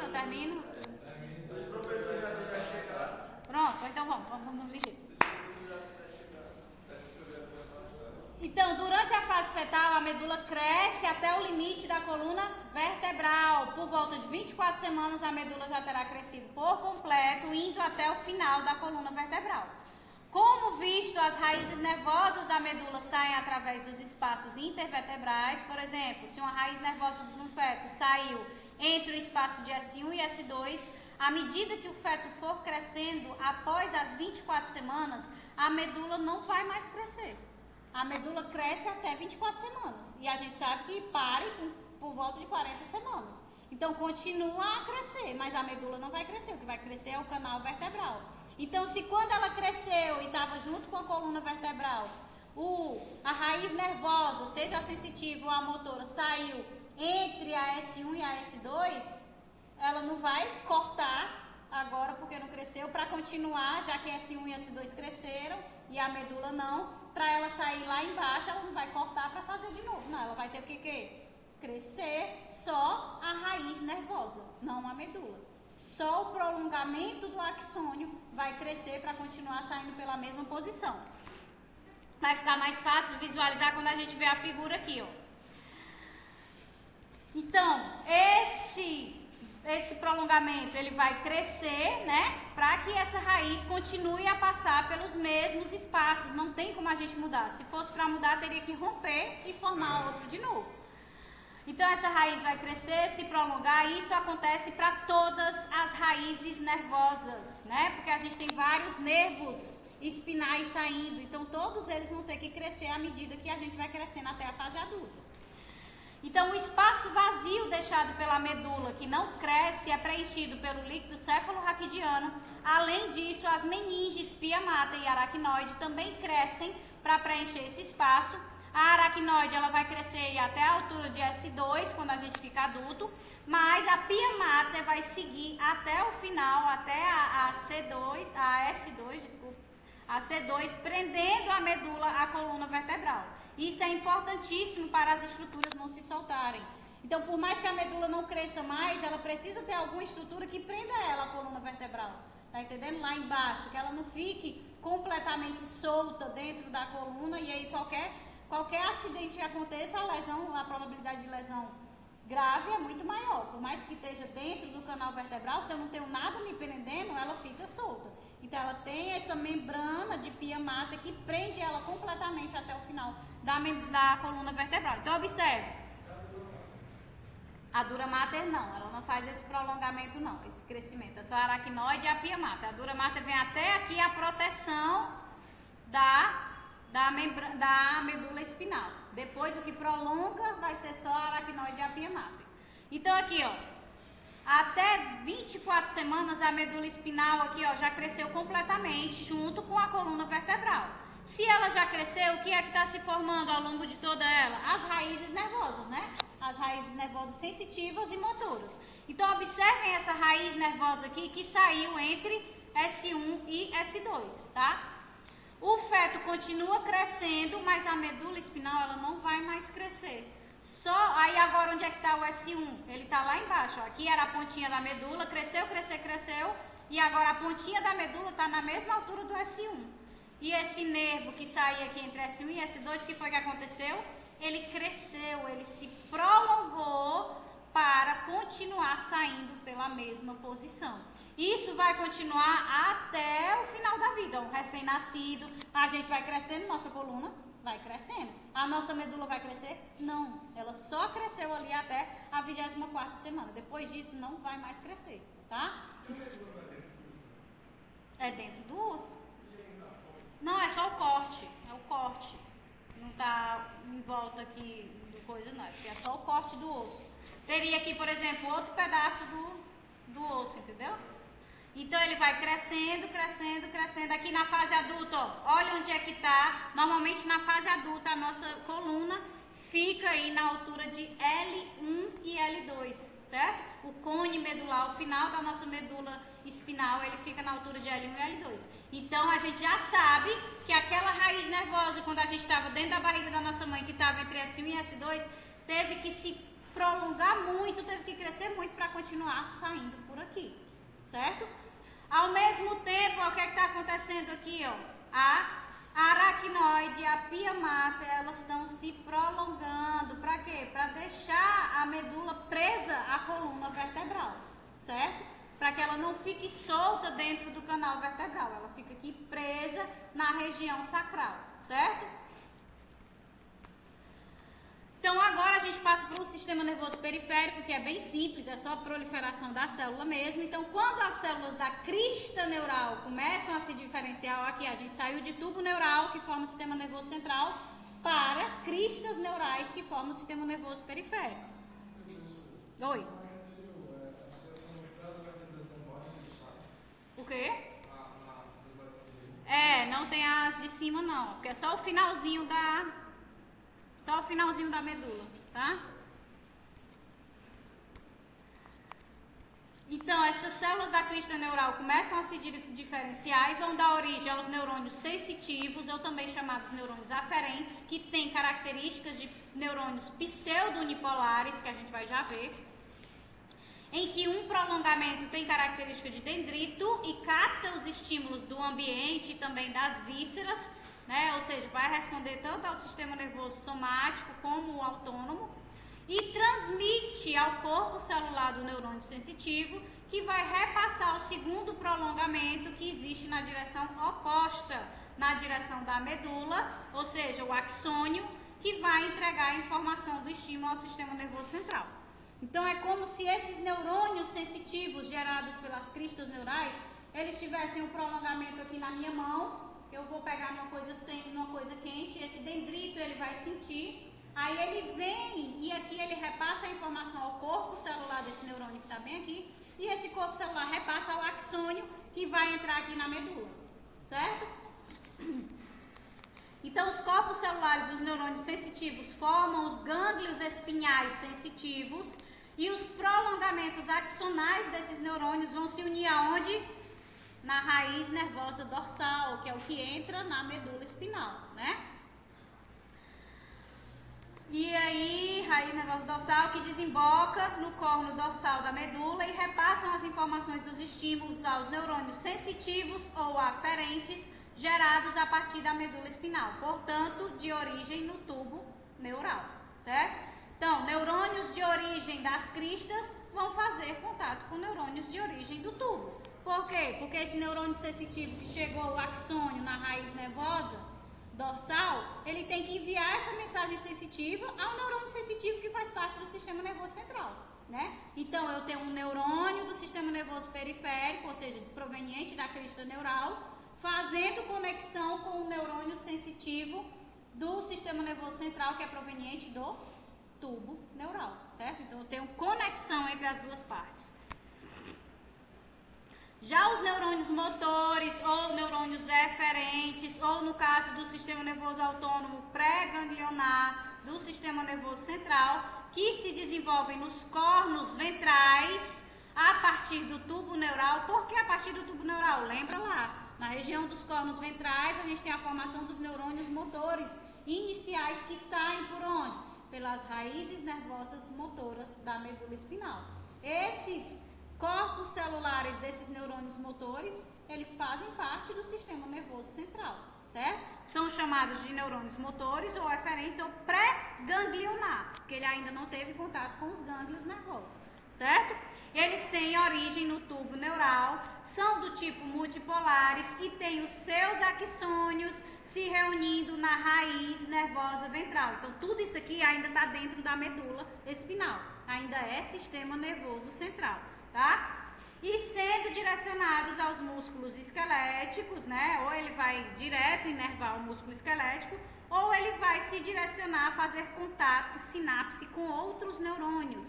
Neurônios esses que vão ter seus corpos celulares abrigados dentro dos gânglios pós-ganglionares, né? Nervos pós-ganglionares que já fazem parte do sistema nervoso autônomo, especificamente o sistema nervoso periférico.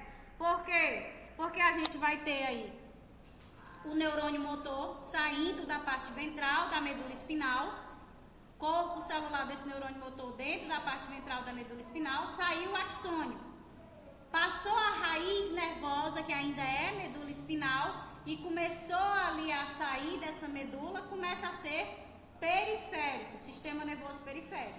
Esse neurônio motor, ele precisa fazer sinapse com quem? Com outro neurônio motor. Esse neurônio motor novo, que está externo à medula espinal, ele vai ser proveniente de onde? Das cristas neurais. Ele faz parte do sistema nervoso periférico, certo? Então, fora do sistema nervoso central, todo e qualquer corpo celular, seja de neurônio sensitivo, seja de neurônio motor, vão estar todos juntos, unidos em estruturas que a gente chama de gânglios, certo? Os nervos são os prolongamentos. Os gânglios é onde ficam os corpos celulares desses neurônios. Então, se eu tenho um neurônio motor saindo da medula espinal e querendo fazer ali a sinapse com outro neurônio motor que faz parte do sistema nervoso periférico, para ele fazer essa sinapse lá no corpo celular, significa que ele vai fazer a sinapse aonde? No gânglio nervoso motor, né? Porque os corpos celulares desses neurônios motores do sistema nervoso periférico se reúnem nos gânglios. Então, ele vai vir ser gânglio, agora chamado aqui pré-ganglionar, porque era do sistema nervoso central. Agora é pós-ganglionar, porque é depois do gânglio, né? Então ele vai fazer essa sinapse e a gente tem duas divisões de gânglios, né? Motores ou eferentes. A gente tem aqueles que estão relacionados ao sistema nervoso parasimpático, que é principalmente o que vai inervar as vísceras ou o coração, que a gente viu. E temos também aqueles que fazem parte do tronco simpático, certo? Que já ficam ali mais próximos da medula. Os gânglios parasimpáticos ficam mais próximos dos órgãos diretamente e os simpáticos ficam já mais lateralizados na medula espinal, igual os sensitivos, os gânglios dos neurônios sensitivos, ok? Então, os gânglios formados no sistema nervoso periférico contêm corpos celulares de neurônios efetores provenientes das células das cristas neurais, obviamente, que é sistema nervoso periférico.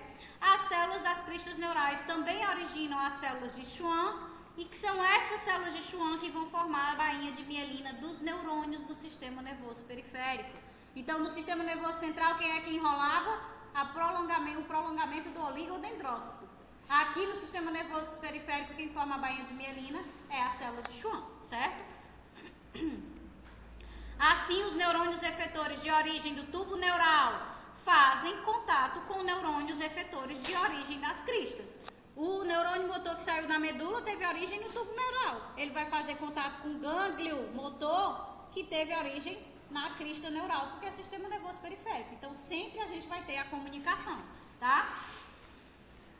Então, os prolongamentos dos neurônios eferentes provenientes das cristas são chamados de nervos, que são as regiões que partem do corpo celular, né? Então, o que é corpo celular é gânglio e o que sai são os nervos, tá? Então, aqui a gente tem, ó, a figurinha da medula, a raiz nervosa dorsal é onde entra o axônio do neurônio sensitivo, e a raiz nervosa ventral é de onde saem os axônios do nervo motor. Aí aqui, o que é que vai acontecer? Percebam que esses neurônios motores aqui que saem dos cornos, né, ventrais anteriores, eles têm origem do tubo neural. Então, eles são parte do sistema nervoso central. Quando a gente tem bem aqui a formação do nervo, né, e que se funde os prolongamentos do nervo sensitivo com o motor, a gente já começa a ter a partir daqui a formação das estruturas das cristas neurais. Então, por exemplo, a formação de um neurônio sensitivo, que vai desembocar na raiz dorsal sensitiva. Os gânglios aqui, ó, que tem esses pontinhos pretos, que são os núcleos dos corpos celulares dos neurônios, vão ter origem nas células da crista neural. Então, essas células se proliferam, dão origem aos neurônios sensitivos e só o axônio deles é que entra dentro da medula espinal, tá?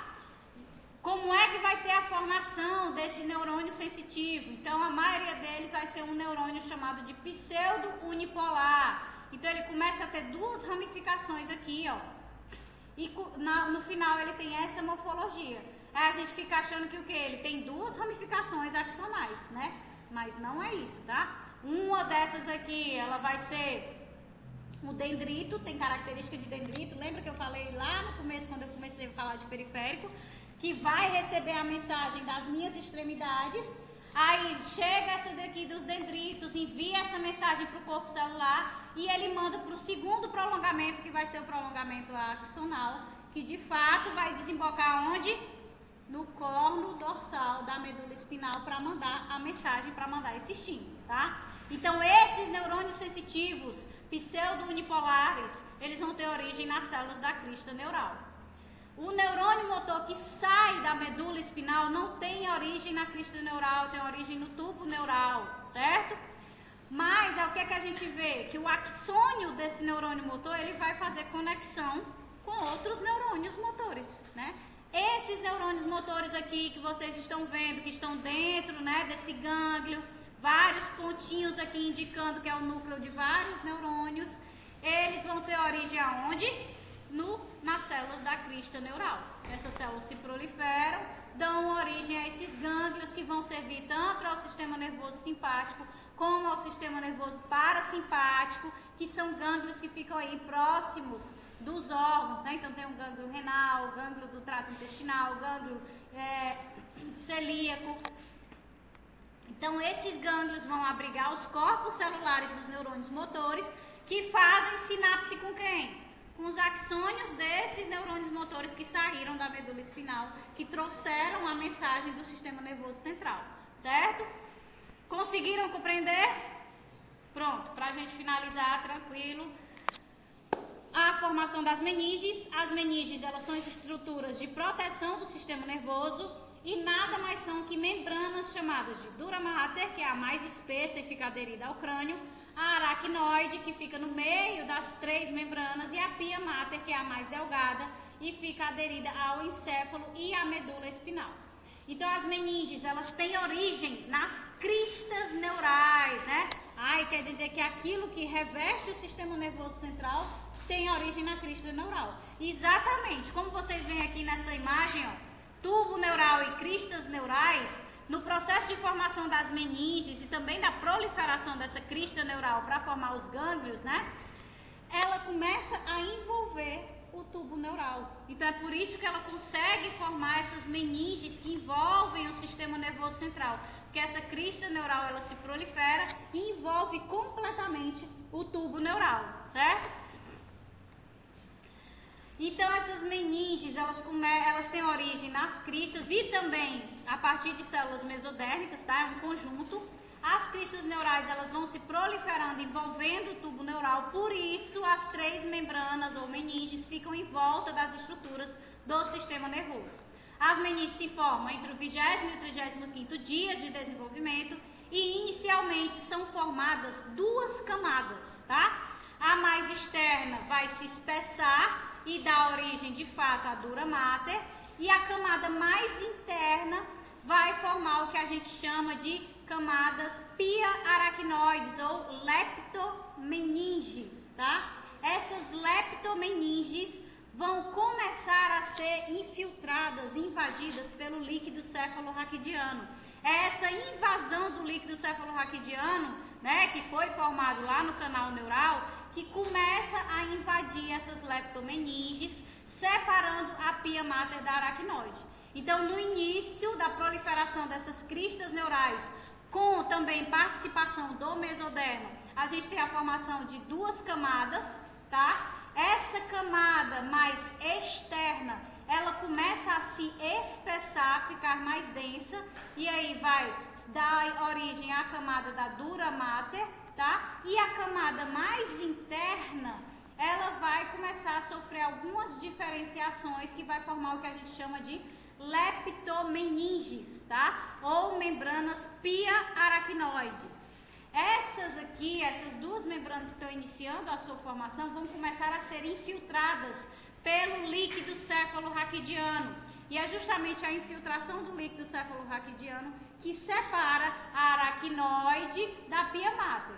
A pia mater, ela fica bem fina, bem delgada, aderida ao cérebro e à medula espinal. A aracnoide, pela infiltração do líquido cefalorraquidiano, que ela vai se afastando, ela fica mais fibrosa, mais ramificada, e a dura mater, ela fica mais espessa, aderida à caixa craniana, às vértebras, né, no caso da medula espinal, tá? Então aqui é só para vocês verem a interação que acontece entre as cristas neurais e a camada que a gente tem em volta. Vocês sabem ali na parte embrionária que a gente já viu, que o que nós temos em volta da formação do tubo neural, da formação do tubo endocárdico, da formação do tubo primitivo é o quê? É mesodermo. Então a proliferação das cristas neurais e do mesodermo é que vai dar origem a essas 2 camadas primárias que culminam na formação das 3 meninges que envolvem o sistema nervoso central.